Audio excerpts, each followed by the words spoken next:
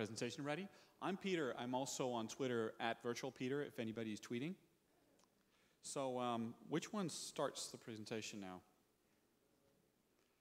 Okay, I can tell you a bit about what I'm going to talk about. The things I'm going to talk about is my journey through the last 3 years with my work at the Lego Group. Basically, you know, I was a Lego fan since I was a kid, and you can see a bit of what I've done before, and of course a picture of me and my sister, and of course some of my Lego.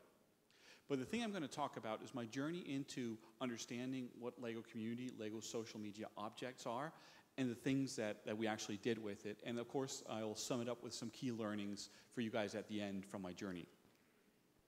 So the first lesson I got in Lego Passion, which is kind of the theme of my presentation, was actually not just my first lesson, it was also a French lesson in Lego Passion. Because the thing that happened was when I started at Lego, we got a letter from a French Facebook community. It's these guys here. You can see what it's called. They wrote a nice letter. I'm not going to read out loud here, but they basically said, "Dear Lego, we're this French Facebook community. You've caused us all the pain through all these years of stepping on the bricks, and we demand an apology. And by the way, they were at that time 347,000 people. So I thought this was a golden opportunity for me as a marketeer to show my mojo in social and creative media and create a movie that would go viral, and I will be kind of the next new thing, you know. So this is actually what we did. We created a solution for their problem and showed, including a very handsome young gentleman here on the right, showing how it's done, right? So I was very full of myself. I got home, I sat and opened a bottle of champagne. I could see our social mention go way up. Things were going viral, everything was going perfect. But there was only one problem. It was actually not me going viral. It was a fan video that came out at the same time, and this is the thing you'll see running in the background. I got about 50 to 60,000 views in a couple of weeks. And this guy, he got more than 2.2 million, including mentioned in Wired, and he got in regular newspapers as well. All with some rubber bands, some Lego bricks, a felt tip pen, and some circuit boards. So this is quite amazing. And this really got me into thinking, what's all this passion about? And of course, you know, there's the thing that everybody talks about, technology commoditization and so on. And that's, of course, something we all know. Oops. See if we can go back here. We'll try once more. And the first thing is technology makes it possible for people to create all kinds of crazy things and also share things and make your own TV channel, your own Twitter channel, and all that stuff. So I started to look into all the user-developed content around the Lego brand. And the thing you can see here is it's hundreds of thousands of videos and millions of pictures that are already out there. The problem was also it was all over the web, so we decided to do something about it.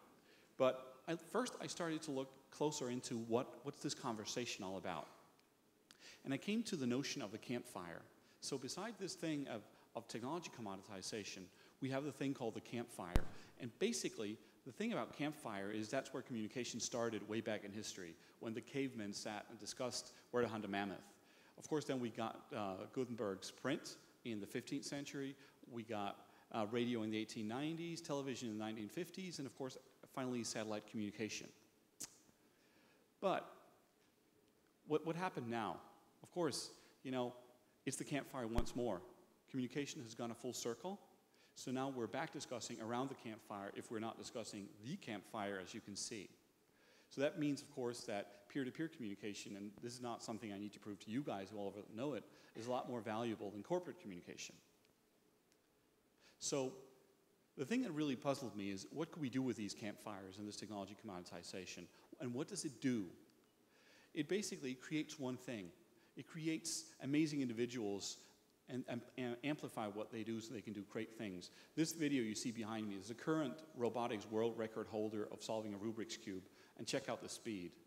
I don't know if anybody of you have done that fast, but I'll challenge you to a test because you can't. It is really fast.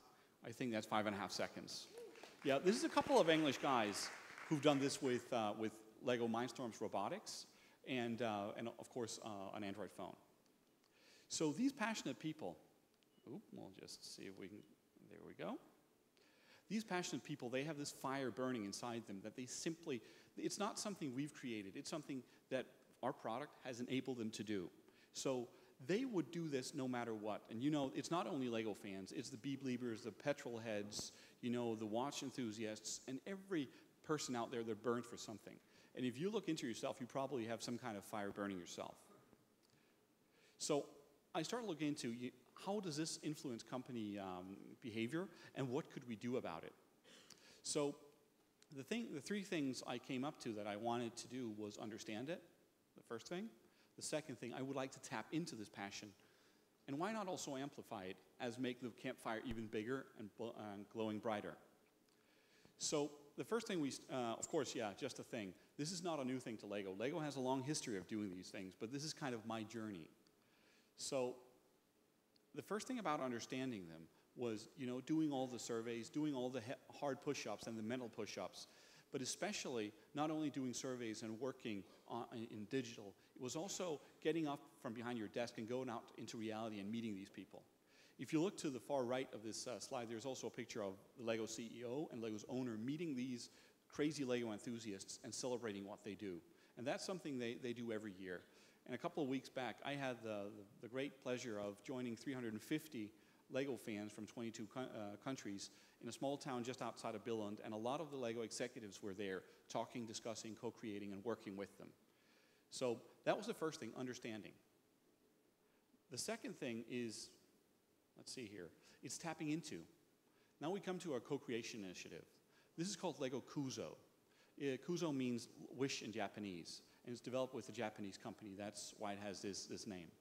So the idea behind Kuzo is if you're a passionate individual and are passionate about an idea, if you can find 10,000 other people that are just as passionate and support you, and you have a good idea, we'll look at it and review it for production. But you know, when things like this happen, things don't always go as you think. But interesting things happen. If you look at the ideas here, if you start at the upper left corner, there's something that looks like a cut over white whale with an orange hat. That is a deep sea exploration vessel called the Shinkai 6500. That was the first thing that actually got through this platform and got the number of votes and got into production. So if I've gathered all the smart Lego designers, and even if I included all of you and had a focus group with you guys, you would never have come up with the idea that we should create this one. The second thing was the thing you see in the bottom left corner, which is a satellite. And the final thing was a thing the fan pointed out that was actually hiding in plain sight. What if you take a blocky computer game and combine it with Lego bricks? Well, then you get Lego Minecraft. And that also came out of this platform. So interesting things happen, but you can't predict it. Third, this is where it gets really, really interesting for me. It's what if you amplify the bonfire, and how do you do that in social and digital media? Remember that the Lego fans, they had their own version of Lego Facebook back in '99 called Lugnet. So the thing we decided to do was co-create a website or a project, digital project with the fans that's called Rebrick. You can find it at rebrick.com. It's basically a social media amplification tool. It's not a marketing tool as such. You will not see banners, Lego messages, and so on, but it's all about amplifying the great things the fans do in social and digital media and trying to create a dynamic window that you can look through, and when you look through this window, you will see all things Lego, and hopefully you'll be very, very inspired, and also celebrate our fans with us. Because one of the words for this Rebrick project is actually that I'm a fan of the Lego fans, and that's what we are at the Lego Group. We're fans of our fans. So, what kind of obstacles and what kind of learnings did I go through to get here in my time at Lego? Because these things, they don't come for free, and it's not as self-evident as you think, especially if you have an old marketeer background like me. So the first thing, and I'll take an example for history here, it's the notion of perceptual blindness. Does anybody here have an idea of what that is? Good. I'll tell the story. When Columbus, he got in his big ships and sailed to the Caribbean and encountered the Indians there. He sailed around the islands and in these big, big, big ships with 3 masts and huge sails. And he didn't get any reaction from the Indians. It was first when he got in his smaller boat and he finally went ashore, he got to interact with the Indians. So this term actually means that because it's so far away from what the Indians were used to, and so far away from what they could actually understand at the time, they were blind by it. They couldn't see it. It's basically also what a lot of marketeers are when they enter the realm of fan passion. These guys are extremely passionate, but well, it doesn't turn up in this or that score, and you can't isolate it on your sales models, so you're actually blind. But as we all know, if a tree falls in the wood and nobody sees it, it still makes a sound. And that's true with the fans as well. So that's the first thing, the perceptual blindness. That was the thing to overcome. So the second thing that I think that you guys can learn from was the notion of dropping your tools. This is also not a Lego example, but it comes from organizational studies have shown that wilderness firefighters, when they're fighting fires in these big, big, big forests in the US, if the fires get out of control, they can't drop their tools and run away to a safe place because of three things. So they actually die because they can't drop their tools. So this is serious business. The reason why they don't drop the tools is, first of all, their notion of being a firefighter, their understanding of themselves is tied to, their hatchet, their axe, their chainsaw, that are big, heavy objects, but that's what makes them firefighters. They've even taken these tools and given them cool names of valiant and brave firefighters in the past. So you can't throw your old friend in the fire and run away. And third, admitting that you've lost control and that you have to throw your stuff away and run is also a big loss of control. Of course, in relation to your colleagues, but also that's something that hit you yourself. And I would argue that a lot of companies are in the same situation here. They have these big fancy models developed over many, many, many years, but they're afraid to drop them because their understanding, or the understanding of the people using them as a marketeer, is tied to their understanding of themselves. Second of all, they've given them nice names like the 4 Ps of branding or the AIDA model and all these kind of things that we all know. So they've even given the social coding as well. And finally, go into your boss and say that the tools we're actually using that I bought are not working anymore. We should throw them away. That's something very, very few people are actually ready to do. So that was the thing. So what does it take? Well, the first thing, understand the people that create this fire, that create this wildfire that you're surrounded by. Just because you can't see them initially does not mean they're not there. Second, release control. It's really scary, but it's necessary. Simply just let go. And finally, you need to drop your tools and invent new ones that work in the reality you're in. So the final thing, I'm just going to see if I can jump back here. In between battles, where Darth Vader could just chill and go down. I will have the penne alla arrabbiata. I will just show you a video. And look, that Darth Vader even have problems dropping his tools. Do you know who I am? Do you know who I am? This is not a game of who the fuck are you. For I am Vader. Darth Vader. Lord Vader. I can kill you with a single thought. We'll still need a tray. No, I will not need a tray. I do not need a tray to kill you. I can kill you without a tray, with the power of the Force, which is strong within me. Even though I could kill you with a tray if I so wished. For I would hack at your neck with the thin bit until the blood flowed across the canteen floor. No, the food is hot. You'll need a tray to put the food on. Oh, I see the food is hot. I'm sorry. I did not realize. Oh, tray for the... Yes. I thought you were challenging me to the fight to the death. Fight to the death? This is canteen. I work here. Yes, but I am Vader. I am Lord Vader. Everyone challenges me to a fight to the death. Lord Vader, Darth Vader. I'm Darth Vader. Sir Lord Vader. Sir Lord Darth Vader. Lord Vader of Cheam. Sir Lord Baron von Vaderham. The Death Star. I run the Death Star. What's the Death Star? This is the Death Star. You're in the Death Star. I run this star. This is the star. This is a fucking star. I run it. I'm your boss. You're Mr. Stevens. No, but there must have been a Death Star canteen, yeah? There must have been a cafeteria. If you cut the sound. Oh, thank you. So even though you're Darth Vader, you have the problems with dropping your tools. You stand there with your lightsaber and you want to kill somebody. And he can't let go. And second of all, he don't get that he's actually in a canteen and nobody's wanting to fight with him to the death. So that's a couple of insights that I have from my journey through the last 3 years, and I'd be happy to discuss with you guys afterwards. Thank you.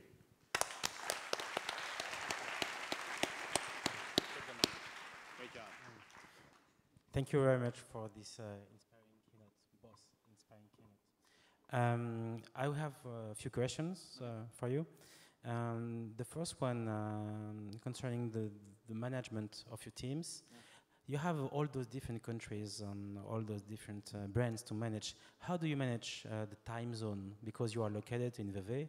So how do you manage this challenge? I don't sleep. No, it's challenging, and I mean, I do a lot of work with our AOA region, you know, Asia, Africa, Oceania, and yeah, I'm up pretty early or late at night, and it works well. Frankly, in issues such as issues management, you get some benefits from that because while you're asleep, other people may be monitoring for you know, more difficult, complicated issues, but it all works out. Okay. The second question will be, the title of this conference this year is Global Brands versus Social Consumers, Connected Consumers. But it could have been mobile consumers. Yeah. So the question is how you go on mobile. How far are you in this strategy? Well, you can take two different approaches from mobile. You can kind of stimulate the work by creating dedicated mobile capacity. And I think to some extent that's important, and I have a dedicated resource who's doing an exceptional job in this area. But I think there's another track on mobile, which is just how do you mobilize the mindset across the board. Everyone is moving to small screens. There's a higher premium on simplicity. It could have an impact on how you think about ad copy when you know that people are even looking at your TV ads through YouTube. And so I think there's a mindset change that needs to take place across the enterprise, but there clearly are very focused mobile initiatives, developing apps, for example, that require a stimulus, and we're approaching it on both fronts. Okay. And the last question will be, can you sum up the Nestlé strategy in a tweet sentence? In a tweet? Listening, engaging, and inspiring. Thank you.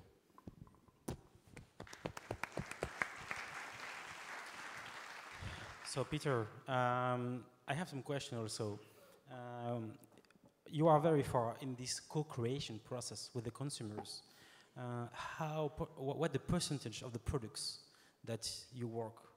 You know, what percentage of our products are co-created? Yes. I would say very, very few. You can count the number of, you know, there's fan involvement or passionate people involvement in many things. Mm-hmm. It's used in our front-end innovation in different things. But if you look at the things like the Kuzo project, it's very few. It's like, I think we have the 4th coming out sometime next year. So it's very, very few. And remember also, it's sometimes you need to inspire the people, then they get inspired, and then inspire you back.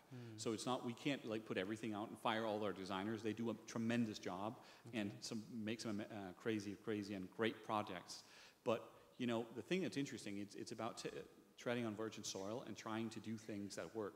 And remember, it's not only about like asking people that you want to co-create with them. There's a whole wide range of supply chain, distribution issues that's very, very difficult. We have, you know, thousands of different Lego elements. And if people can build with any kind of element, that creates a very, very difficult process to manage. So there's many unsung heroes in these kind of things, not just, you know, the people creating the front end. Okay, thank you. Very last question. As a very early fan of Lego, I was in Hamburg in Germany, and I crossed by a Lego shop. So do you plan to have one in Paris one day, or? Well, a Lego shop? Yeah. Well, I'm not at liberty to say, but I've heard rumors. Nice. Okay. That's tweetable. Twitter like this. Tweetable. Okay, thank you very much, guys, to come from... On les applaudit.